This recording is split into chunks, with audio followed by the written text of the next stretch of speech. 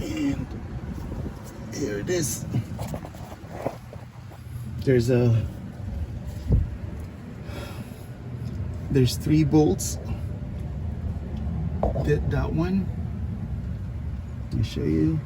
And there's 2 other on this side right there. There's one.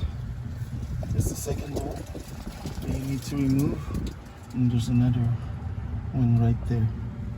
I don't know if you can see it.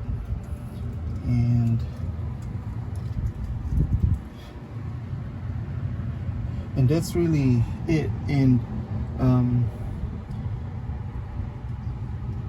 I'm gonna try to remove, I'll show you a video next time on how to remove the whole canister.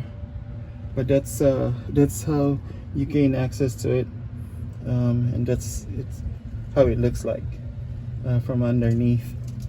Mine's kind of like a whitish kind of thing because I had this car repainted, and I think these are overspray. But other than that, that's basically the location and how to access the charcoal or evap canister. Hope this helps.